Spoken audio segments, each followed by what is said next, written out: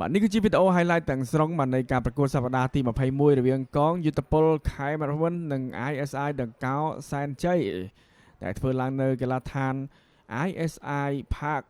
ដែលយើងឃើញថាថ្ងៃនេះគឺមាន3គ្រាប់កាត់ឡើងតែសុទ្ធសឹងតែកាត់ឡើងនៅក្នុងវគ្គទី2ទាំង3គ្រាប់តែម្ដងបាទយើងឃើញថាវត្តមានបាទប្រធានក្លឹបរបស់ ISI ដង្កោសែនជ័យលោកកាំងសឿនក៏បង្ហាញខ្លួននៅ11អ្នកដំបូងបាទនៅក្នុងវគ្គទី1ផងដែរឱកាសដំបូងកន្លងនេះបាទក៏ជះបានពីម៉ាត់ឡានីបាទហ្វាំងក៏ទាត់ស្ដាំរ៉ូស៊ូហ្គោអាគីបាក៏ជួយបានបាទពីម៉ាត់ឡានីសាច់ថ្មីកន្លងនេះទាត់ឆ្វេងរបស់កាំងសឿនក៏មិនចំគោលដៅឱកាសទៅកន្លងនេះបាទទប់ first touch អត់បានល្អហើយក៏ទាត់ឆ្វេងពីកាំងសឿនក៏មិនចំគោលដៅដូចគ្នាទាត់ស្ដាំរបស់ Bruno Hernandez ក៏មិនចំគោលដៅយើងឃើញថាវគ្គទី1នេះគឺការសុទ្ធមិនចំគោលដៅជាច្រើនបាទទាំងបាទកងយុទ្ធពលខេមរវ័ននិងបាទ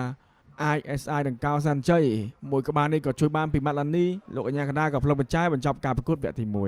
1ចូលដល់វគ្គទី2យើងឃើញថាមានគ្រាប់បាល់កាត់ឡើងរហូតដល់3គ្រាប់ឯណោះឱកាសដំបូងកន្លងនេះបាទប៉ុន្តែជួយបានពីខ្សែការពារនិងអ្នកចាំទីការលើកពីយ៉ាម៉ាត់ចូលមកខាងក្នុងមួយក្បាលក៏ហារំលងរបាត់ទីកន្លែងនេះការលើកពី Rodriguez មកអូហើយក៏តែបាទមិនចំគោលដៅពីហៅសុកណេត Rodriguez បញ្ជូនកន្លែងនេះហើយឲ្យ Bruno Hernandez រកបានគ្រាប់បាល់ទី1ពីការបញ្ជូនរបស់ Bruno មកតែពីហៅសុកណេតមួយក្បាលបានយ៉ាងល្អមួយក្បាលនេះរកបានគ្រាប់បាល់ដំបូង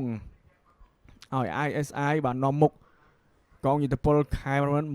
1-0ឱកាសនេះ Rodriguez ទាត់ស្ដាំក៏ហារំលងរបាត់ទី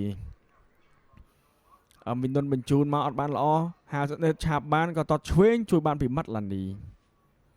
កន្លែងនេះការវាយកែងមកក៏យកបានពីហាសុកណេតទាត់ស្ដាំក៏មិនចំគោលដៅហាសុកណេតអស់ទៅខ្លួនឯងកន្លែងនេះហើយក៏ទាត់ស្ដាំជួយបានពីម៉ាត់ឡានីសាជាថ្មីម៉ាត់ឡានីបាទសង្គ្រោះបានជាច្រើនលើកច្រើនសារនៅក្នុងការប្រកួតថ្ងៃនេះបាទទោះបីរបូត3គ្រាប់យ៉ាងណាក្តីឱកាសនេះមួយក្បាលបាទតែបាទពីទេហ្វីលីបតែជួយបានពីវឌ្ឍនាបញ្ជូន Rodriguez ក៏ទាត់ស្ដាំកន្លែងនេះក៏ជួយបានបាទពីម៉ាត់ឡានីពីការអទះផ្លាបាទចូលមុំធំការទាត់ឆ្វេងរបស់វ៉ាន់ផាឡាក៏មិនចំគោលដៅឱកាសកន្លែងនេះ Bruno ដាច់ម្នាក់ឯងក៏ទាត់ស្ដាំក៏ជួយបានពីម៉ាត់ឡានីសាច់ថ្មីBruno ដាច់ម្ដងទៀតហើយក៏សុទ្ធហារំលងរបស់ទីបាទពិតជារឿងមួយគួរឲ្យមិនជឿសម្រាប់ Bruno